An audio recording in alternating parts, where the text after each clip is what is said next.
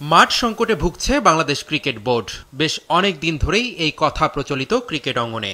জাতীয় cricket league, Dhaka premier বা বয়সভিত্তিক দলের খেলাগুলো চালানোর মতো ভালো মানের মাঠ ঢাকার আশেপাশেই খুঁজছিল বিসিবি। এতে করে সব সময় বিকেএসপিতে যাওয়ার ধকল পোহাতে হবে না ক্রিকেটারদের। অবশেষে রাজধানীর মোহাম্মদপুরে সিলিকন সিটিতে একটি মাঠ পেয়েছে ক্রিকেট বোর্ড, যেটা পরিদর্শনও করেছেন বিসিবির কয়েকজন পরিচালক। 5 বছরের চুক্তিতে ভাড়া নেওয়া হয়েছে মাঠটি। সিলিকন ভ্যালি যেটা কথা বলেছিলেন, আমি নিজেও গিয়ে ভিজিট করে এসেছি। আমি মনে করি যে Dev done an incredible job, এবং আমাদের first division, second division, third ডিভিশনের জন্য ইটস এ পারফেক্ট ভেন্যু। আমার কাছে ইটস কাম অ্যান্ড কোয়াইট, প্লেয়াররাও সে প্রাইভেসি পাবে, খেলার একটা সুন্দর অ্যাটমসফিয়ার আছে। সো সেভাবে যদি কাজ করা যায়, আমি মনে করি যে Silicon Valley is going to be a good addition, because বিকেএসপিতে যায় এখন খেলা মাঝে মাঝে ডিফিকাল্ট হয়ে দাঁড়ায় due to the traffic and everything.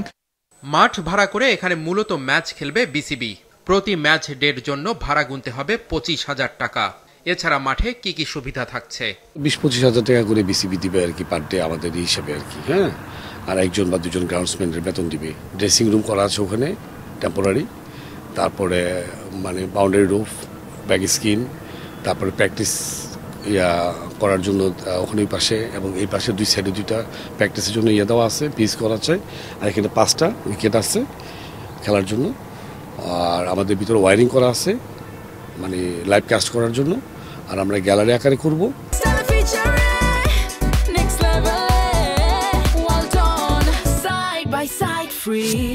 মাঠ সংকট কাটানো ছাড়াও ক্রিকেটাররা যাতে নিজেদের প্রয়োজন অনুযায়ী মিরপুরে দেশের মূল ভেন্যুতে রাতে অনুশীলন করতে পারে, সেই সুযোগও করে দিচ্ছে বিসিবি।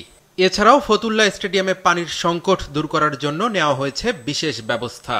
মিরপুরের যে ইনডোরটা আছে, ইনডোরের বাইরেও আমাদের টার্ফ উইকেট রয়েছে, যেখানে অলরেডি কিছু লাইট লাগানো আছে। সো ওখানে যদি প্লেয়ার্সদেরকে আমরা রাতেরবেলা প্র্যাকটিস করার ফ্যাসিলিটিস করে দিতে পারি, তাহলে আমি মনে করি যে এটা একটা ভালো বেনিফিট হবে। পানির একটা সলিউশনও করা শুরু করেছি আমরা অলরেডি। ওখানে কিভাবে করে যতটুকু পানির দরকার ততটুকু কিভাবে করে ফ্যাসিলিটেট করব, এবং এটার সাথে পানির যে একটা ওয়াটার ট্রিটমেন্ট আছে সেই কাজটাও আমরা শুরু করতে যাচ্ছি। আমরা একটা পাইলট প্রজেক্ট হিসেবে রংপুরের কাজও শুরু করেছি, যে রংপুরের যে ক্রিকেট গার্ডেন আছে, ক্রিকেট গার্ডেনের পাশে যে মাঠটা আছে, সেটাও আমরা অলরেডি ডিসির সাথে আলাপ করেছি।